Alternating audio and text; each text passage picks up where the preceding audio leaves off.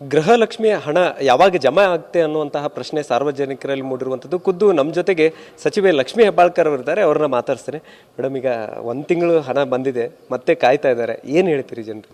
ಇಲ್ಲ, 2 ತಿಂಗಳು ಹಣ ಬಂದಿದೆ ಎಲ್ಲರಿಗೂ. ಈ ತಿಂಗಳು ಸುಮಾರು 1,10,00,000 ಜನರಿಗೆ ಈ ತಿಂಗಳು ಸರ್ಕಾರದಿಂದ ಹಣ ಬಿಡುಗಡೆ ಆಗಿದೆ.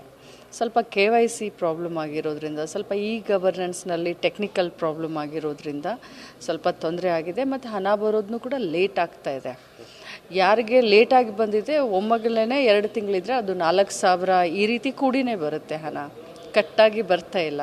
ನಮ್ಮದು total August 30th cut off date ಇತ್ತು. ಸೊ ಆಗಸ್ಟ್ 30th ಒಳಗಡೆ ಯಾರ್ಯಾರಿದ್ದಾರೆ ಅವ್ರಿಗೆ ಫಸ್ಟ್ ಕಂತು, ಸೆಕೆಂಡ್ ಕಂತು, ಥರ್ಡ್ ಕಂತು 3 ಬರುತ್ತೆ. ಆಗಸ್ಟ್ 30th ನಂತರ ಯಾರಾದರೂ ಅದನ್ನು ರಿಜಿಸ್ಟರ್ ಮಾಡಿಸ್ಕೊಂಡಿದ್ರೆ ಅವ್ರಿಗೆ ಬರೀ 2 ಕಂತು ಬರುತ್ತೆ. ಸೊ ಹೀಗಾಗಿ ಟೆಕ್ನಿಕಲ್ ಪ್ರಾಬ್ಲಮ್ಮು ಗವರ್ನೆನ್ಸ್ದು ಏನಿತ್ತೋ ಅದನ್ನು ಇನ್ನೂ ಸರಳೀಕರಣ ಮಾಡಲಿಕ್ಕೆ, ಒಂದೇ ಒಂದು ಸ್ಪೆಲ್ಲಿಂಗ್ ಮಿಸ್ಟೇಕ್ ಆದ್ರೂ ಇದಾಗ್ತಾ ಇದೆ, ಫೋನ್ ನಂಬರ್ ಹೆಚ್ಚು ಕಡಿಮೆ ಆದರೂ ಇದಾಗ್ತಾ ಇದೆ. ಸೊ ನಾವು ಎಲ್ಲ ಬ್ಯಾಂಕ್ದವ್ರನ್ನ ಕರೆದು ಮೀಟಿಂಗ್ ಮಾಡ್ತಾಯಿದ್ದೀವಿ ಅಟ್ ಅ ಟೈಮು.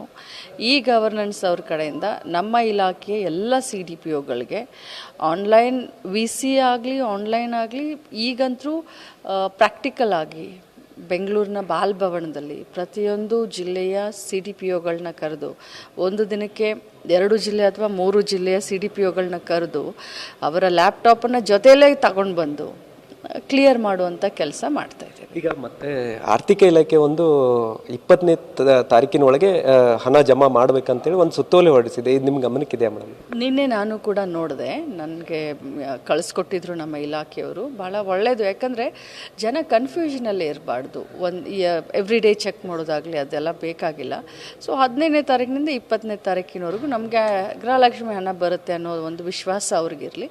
ಸೊ ಆರ್ಥಿಕ ಇಲಾಖೆ ಇದನ್ನು ಮಾಡಿರೋದ್ರಿಂದ ಜನರ ಒಂದು ಕನ್ಫ್ಯೂಷನ್ ದೂರ ಆಗುತ್ತೆ. ಒಳ್ಳೆ ಕೆಲಸ. ಈ 15ನೇ ತಾರೀಕಿನೊಳಗೆ ಪ್ರಕ್ರಿಯೆ ಮುಗಿಸ್ರಿ, 20ನೇ ತಾರೀಕಿನೊಳಗೆ ಜಮಾ ಆಗೋದ್ರಿಂದ ಜನರಿಗೆ ಒಂಥರ ಸಂಬಳ ಬಂದ ರೀತಿಯಲ್ಲಿ ತಲೆಯಲ್ಲಿ ಕೂತು ಬಿಡುತ್ತೆ. ಟೋಟಲ್ ಆಗಿ ಸರ್ಕಾರದಿಂದ ಹಣ ಸಾವಿರಾರು ಕೋಟಿಯಿಂದ ಜಾಸ್ತಿ ಬಿಡುಗಡೆ ಆಗುವಂಥ ಸಂದರ್ಭದಲ್ಲಿ ಆ ಪ್ರಕ್ರಿಯೆ ಅಂದರೆ ಸರ್ಕಾರದಿಂದ ಹಣ ನೇರವಾಗಿ ನಗದು ಖಾತೆಗೆ ಬರುವಷ್ಟಿಗೆ ಒಂದು 25 ಡೇಸ್ ಬೇಕಾಗ್ತಿತ್ತು. 25 ಡೇಸ್.